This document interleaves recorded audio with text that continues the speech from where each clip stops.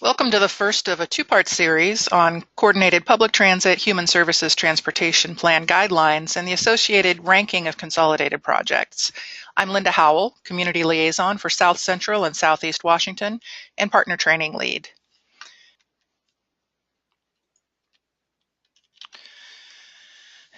In the first part, I'll cover the federal and state regulations related to coordinated planning, peer best practices, a sample plan timeline, a checklist of minimum requirements, including community engagement, ITS architecture, and emergency planning, and I'll share mapping resources, a community engagement video from our communication staff, and examples of other plans. In a separate recording to be published in April, I'll review best practices in regional prioritizing and ranking projects, along with a brief overview of the Consolidated Grant Program. I'll be referring to the Coordinated Public Transit Human Services Plan as the HSTP. The HSTP meets the 5310 coordinated planning requirements and serves as a resource for WSDOT to see where the transportation gaps are and to easily determine if an emerging solution is eligible for funding. Sometimes we learn of an alteration to an existing project or even a new project mid-biennium, and if we have the money, the first question we have to answer is whether the project or the need was addressed in the most recent HSTP. Your effort to go above and beyond the stated requirements depends on your potential use for the plan as a tool beyond the DOT Consolidated Grant Program. Funding opportunities come along at irregular intervals and ask for existing plans to support a proposal. The more inclusive and broad your HSTP, the better prepared you are for the next funding opportunity. FTA Circular 9070.1 is 143 pages long. We've distilled the coordinated planning requirement down in our instruction document, which I'll jump to in a minute. According to 9070.1, Coordinated Public Transit Human Service Transportation Plan, aka Coordinated Plan, means a locally developed coordinated transportation plan that identifies the transportation needs of individuals with disabilities, seniors, and people with low incomes, providing strategies for meeting those needs, and prioritizes transportation services for funding and implementation. A coordinated plan should maximize the program's collective coverage by minimizing duplication of services. The HSTP plan has been a requirement since 2005 Safety Lieu authorization bill.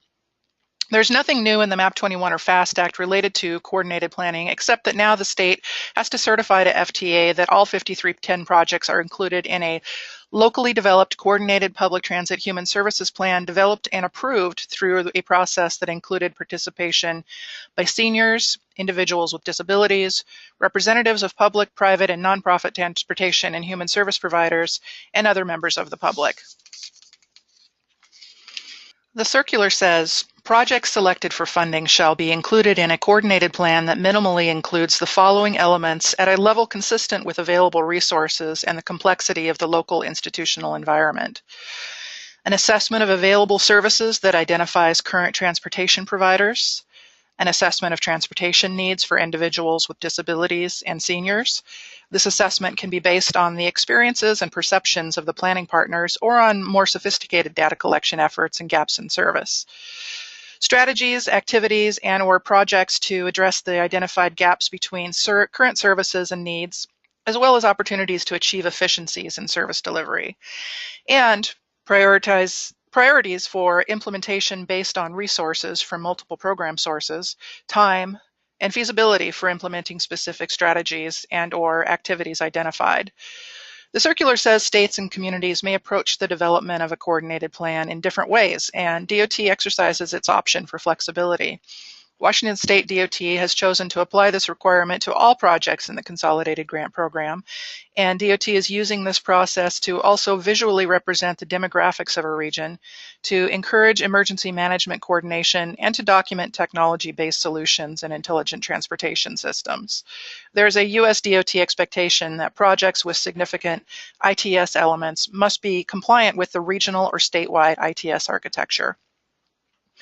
The only thing that has changed since 2014 in the requirements is the inclusion of certain non-providers in the plan development and prioritization process.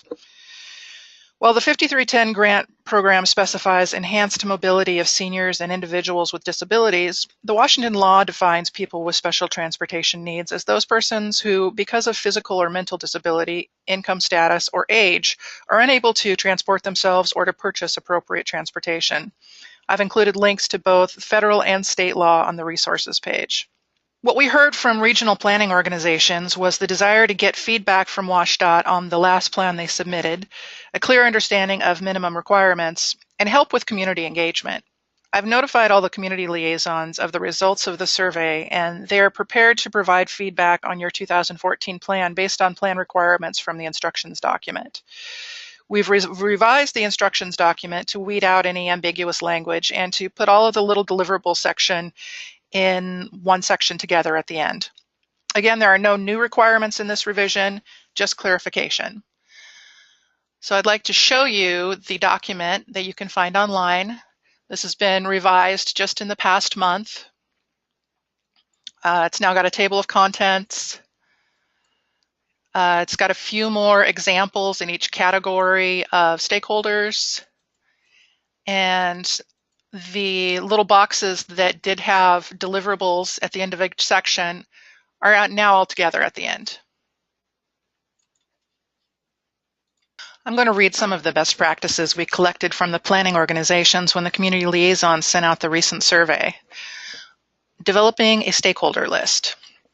Obtain stakeholders' own contact lists that extend the network of providers, users, and interested parties. Rely on state public transportation directory, input from local transit providers, input from community service agencies, tribal governments, and update lists from previous plan and contacts made at various meetings. Maintain ongoing outreach with community, not related to specific planning purposes. Develop trust relationships within various cultures. Research existing stakeholders list and ask transit agencies to review and update it to improve the list. Use a standing committee of special needs transportation stakeholders. We also reach out to county mobility coalitions. On getting citizens to attend open meetings. Hold creative and collaborative events, surveys, and social media consistent with our public participation plan. Involve stakeholders in promoting meetings in their area, advertising on the internet, buses, media, and social media.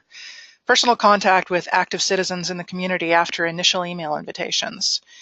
One agency is going to use local access TV to get the message out to people asking for their input on special needs transportation, and they have a comment form available on their website. Go to existing meetings. Use existing citizen advisory committee. Advertise meeting dates and times and allow for remote participation. On achieving a high rate of return on surveys. Provide surveys during the regional fair. Reach out to minorities and underserved populations, oversampling if necessary. Sending out to employee transportation coordinators for the commute trip reduction program. Promotions, electronic and paper surveys, conduct surveys on public transit, get help from special interest groups. Offer incentives or raffle off something. Marketing through social media, websites, transit agencies, and public meetings. Use a variety of techniques, including going to places where meetings are held and staying with people until they've filled out their surveys. Also allow for taking the survey online or mailing it in. On producing maps, most agencies responded that they use GIS or open source government map programs. One indicated the value of making large-scale base maps available at meetings, allowing attendees to draw in information or make notations. Two of these topics are related to ranking of the project, so I'll get that into the second part of the presentation.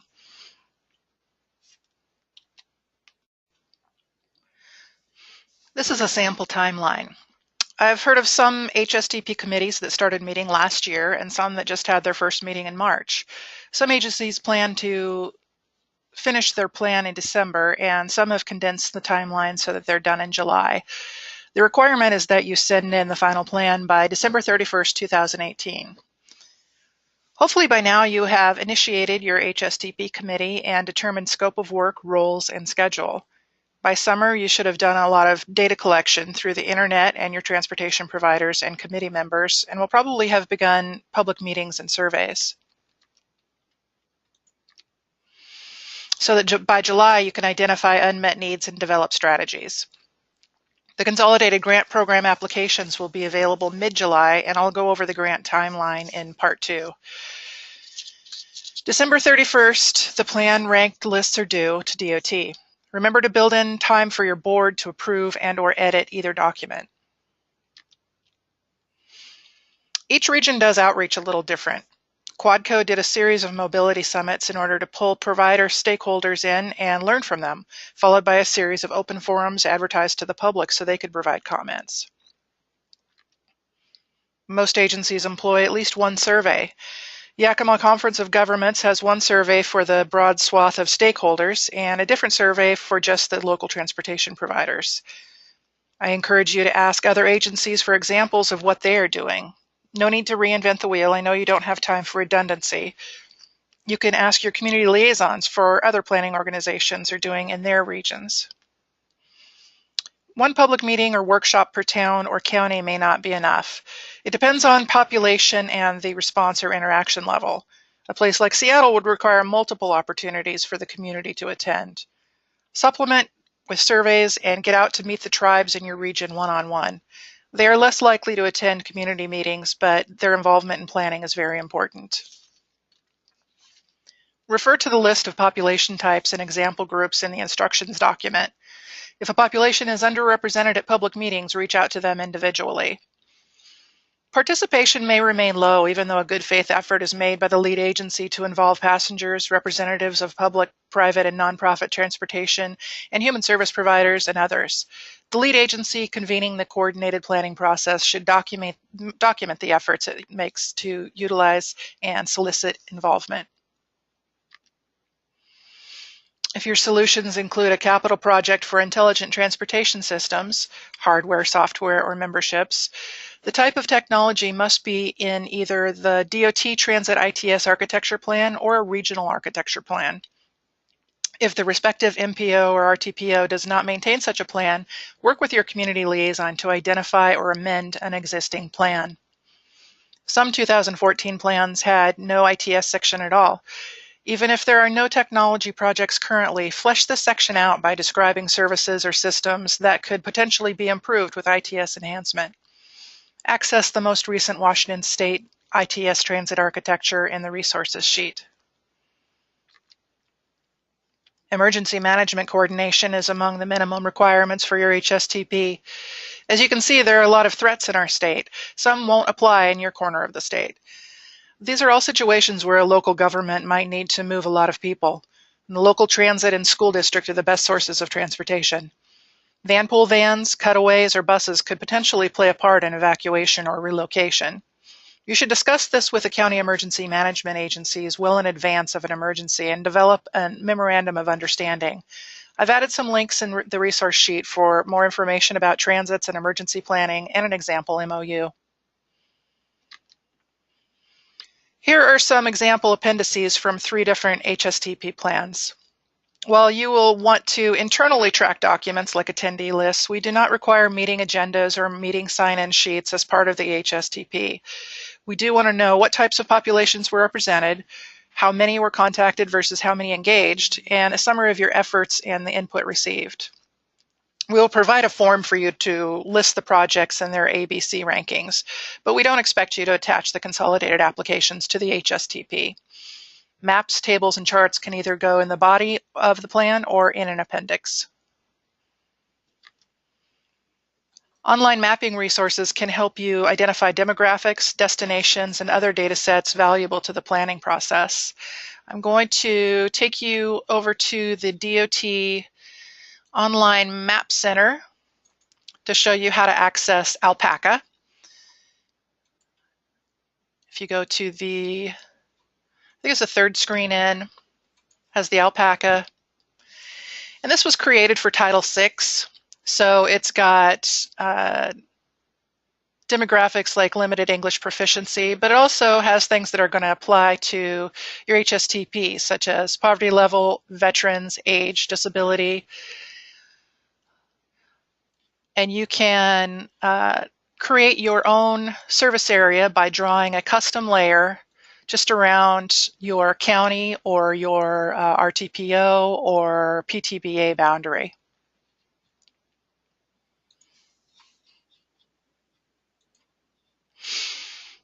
I'm going to go through some additional mapping tools, and you'll find links to all of these in the resources page.